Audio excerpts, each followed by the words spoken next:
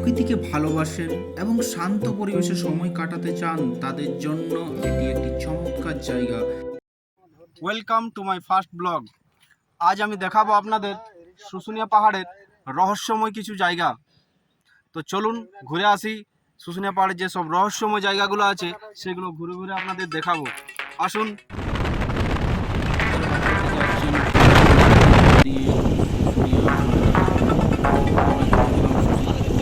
চলে গেলাম পিছন দিকে, যেখানে আরেকটা ঝর্ণা রয়েছে, প্রাকৃতিক ঝর্ণা, এটাকে জমধারাও বলা হয়। এই ঝর্ণাটা স্থানীয় লোকেরা বলে জমধারা। এর জল খুবই পরিষ্কার, যা পর্যটকদের মুগ্ধ করে তোলে। তাই আমিও চটবট ভরে নিলাম একটা ডিবার মধ্যে, তারপর বোতলের মধ্যে ভরে নিচ্ছি কিছু জল। তো যে রহস্যর উন্মোচনে যাচ্ছি আমরা, সেই রহস্য উন্মোচনে এখানে দেখতে পাবেন আপনারা। চলুন আমাদের সঙ্গে চলুন আর দেখতে পাবেন কি আপনাদের রহস্য লুকিয়ে আছে শুশুনিয়া। এখন যেটা আপনারা দেখছেন চারদিকে শাল জঙ্গল, তার মাঝখান দিয়ে রাস্তা। এই শাল জঙ্গলের প্রাকৃতিক সৌন্দর্য এবং শান্ত পরিবেশের একটি অংশ। এর উপর দিকে আমরা উঠে যাচ্ছি, আপনাদের দেখাবো যে উপরে কি জিনিস লুকিয়ে রয়েছে।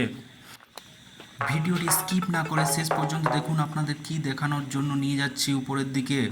তো বন্ধুরা, অবশেষে আমরা পৌঁছে গেছি সেই ঐতিহাসিক জায়গায়, সেই ঐতিহাসিক রহস্যময় জায়গায়। চলুন আপনাদের দেখিয়ে দিই সেই ঐতিহাসিক রহস্যময় জায়গাটি। চলে আসুন।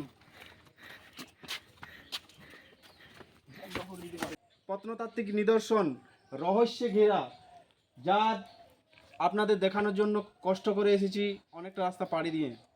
চলুন দেখে নিন কি লেখা রয়েছে এখানে।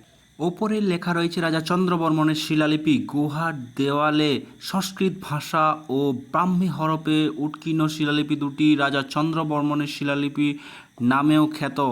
শিলালিপি দুটি পাঠ করে জানা যায় চক্র গোস্বামী দেবী প্রধান সেবক পুষ্করান্য শ্রী নরসিংহবর্মনের পুত্র শ্রী চন্দ্রবর্মন ধোসা গ্রাম নামক পল্লী চক্রস্বামী দেবতাকে উৎসর্গ করেন। লিপি পর্যবেক্ষণ করে রাজা চন্দ্রবর্মনের রাজত্বকাল খ্রিস্টীয় 4র্থ শতকের বলে অনুমান করা যায়। ব্রাহ্মী লিপির ঠিক পাশেই শঙ্খলিপি নামক এক দুর্লভ প্রাকৃতিক শিলালিপি দেখা মেলে।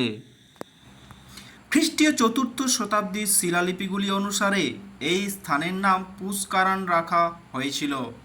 পুষ্কারান বা পুখন্না চন্দ্রবর্মন রাজ্যের রাজধানী ছিল। প্রাচীন শিলালিপিতে দুটি অংশ। প্রথম অংশটি ইঙ্গিত দেয় যে শিলালিপিটি রাজা চন্দ্রবর্মনের কাজ, এবং দ্বিতীয় অংশে বলা হয়েছে যে চোষা গ্রামটি চক্রসামনি এ স্থানান্তরিত হয়েছিল। এটা হচ্ছে শুশুনিয়া পাহাড়ের সব থেকে সৌন্দর্যময় এলাকা, খুব সুন্দর ভিউ। সুদৃশ্য সবুজ এবং লাল মাটির দর্শনীয় প্রাকৃতিক দৃশ্যের মাঝে শুশুনিয়া পাহাড় প্রায় 1200 ফুট উচ্চতার মালিক। পাহাড়টি তার দুর্দান্ত প্রত্নতাত্ত্বিক গুরুত্বের জন্য একটি জনপ্রিয় জায়গা। প্রাকৃতিক সৌন্দর্যের জন্য শুশুনিয়া পাহাড়ে বছরের সব সময়ে দর্শনার্থীদের ভিড় লেগেই থাকে।